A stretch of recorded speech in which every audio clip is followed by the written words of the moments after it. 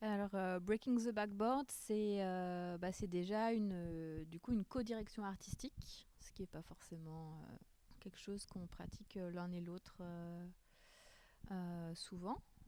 Du coup, avec quelqu'un qui vient des arts plastiques, moi qui viens de la danse, et avec comme particularisme en plus de travailler avec non pas des artistes, mais une équipe de basketteuses.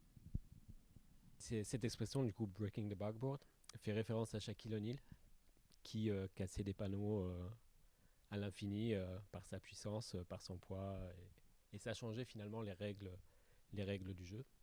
Et pour nous, c'était intéressant de partir de cette image pour essayer de mettre en fait cette force qui est à la fois festive, parce que Shaquille c'était un joueur qui était dans la fête du jeu, et, euh, et mettre cette énergie qui est souvent reliée à une performance masculine. Mais c'est aussi, on pourrait traduire ça aussi par casser les repères, puisque on est justement sur non pas un spectacle, mais une performance, puisque chaque représentation est différente.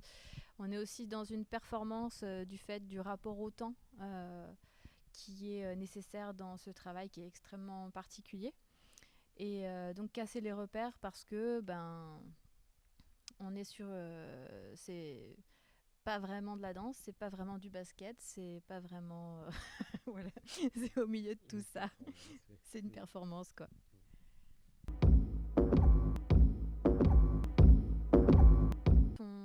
On a eu un travail très long d'observation sur à peu près 6 mois. Je crois que c'était à peu près ça. Pendant 6 mois, on a passé énormément de temps en fait à observer une équipe, à suivre une équipe, à la fois dans les contextes de match, mais aussi dans les contextes d'entraînement. Et en fait, on était dans la posture d'observateur, de tout filmer, de décortiquer, de prendre des notes, et donc d'analyser en fait leur gestuelle. Une chose vraiment particulière à ce projet, c'est le rapport au temps de travail avec les joueuses. Je pense que tout le monde se doute que de travailler avec le milieu du sport, c'est désarçonnant et qu'on ne peut pas s'y prendre comme on a l'habitude de s'y prendre dans le milieu de l'art et du spectacle. Mais en fait, le décalage est encore plus grand que toutes vos imaginations. et, euh, et donc, en fait, on a compris très vite que le rapport au temps était extrêmement particulier, spécifique, minuté, vraiment. Et que donc, on allait pouvoir travailler au sens pratiqué avec les joueuses sur des temps extrêmement courts. Tout ce travail, pour qu'il soit possible dans ce format concis, en fait, qui est hyper intéressant parce que ça rejoint la question aussi de la performance du geste sportif. Tout ce temps dont on ne dispose pas à un endroit, on a pu en disposer par ce biais d'observation.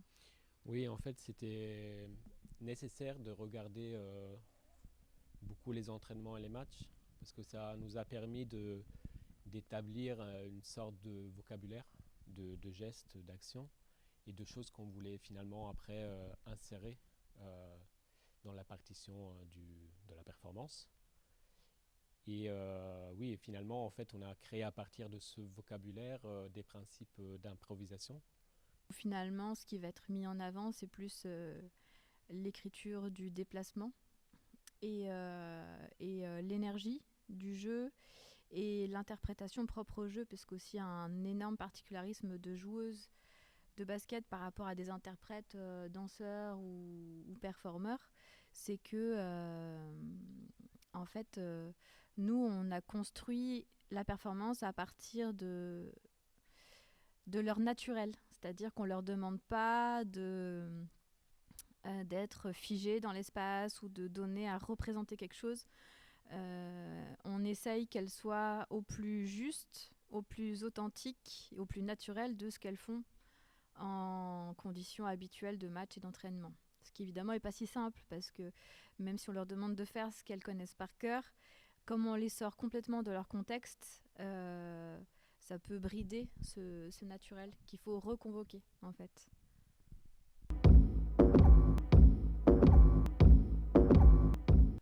Il y a une chose qui m'intéresse beaucoup, c'est le rapport à l'effort et à la performance qui se fait par justement une répétition dans l'effort d'une pratique.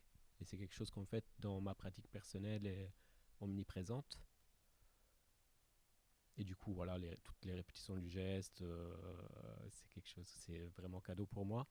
Après, autre chose qui m'intéresse, c'est en fait, c'est un sport qui est très graphique, notamment. Et du coup, tout ce qui est le graphisme déjà du jeu ou le dessin de l'espace, mais aussi les dessins des mouvements des corps dans l'espace, c'est quelque chose qui m'intéresse beaucoup.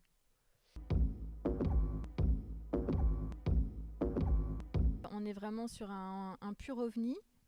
Du fait que toi tu viens des arts plastiques, moi je viens de la danse, les interprètes viennent du basket. Déjà, donc dans la rencontre. Ensuite, on est sur un objet qui est vraiment poreux au milieu de tout ça, puisque même si les joueuses pratiquent les mouvements, leur système de déplacement et leur système de jeu habituel, on leur retire le contexte de match. Il n'y a pas le contexte de match, il n'y a pas le contexte de terrain, il n'y a pas de panier et il y a 5 minutes de ballon seulement. Tout le reste est sans ballon, justement pour mettre en avant le caractère plastique et chorégraphique de leur gestuelle. Donc il y a du déplacement pour tout le monde en fait. Tout le monde est dans un terrain inconnu et ce qui amène, je trouve, une chouette idée de déplacement du regard. Finalement, est-ce que c'est du basket? Est-ce que c'est de la danse? Est-ce que c'est une performance plastique? Et en fait, au fond, on s'en fiche, peu importe. C'est vraiment l'endroit de la rencontre qui était chouette. Et là où c'est un pur ovni, vraiment, c'est justement dans le processus de création. Où je pense que c'est la façon dont on a bossé est vraiment complètement spécifique et conditionnée à ce travail-ci et pas à un autre. Et la création, mais la reprise aussi. C'est-à-dire qu'à chaque fois qu'on reprend la performance avec une équipe différente,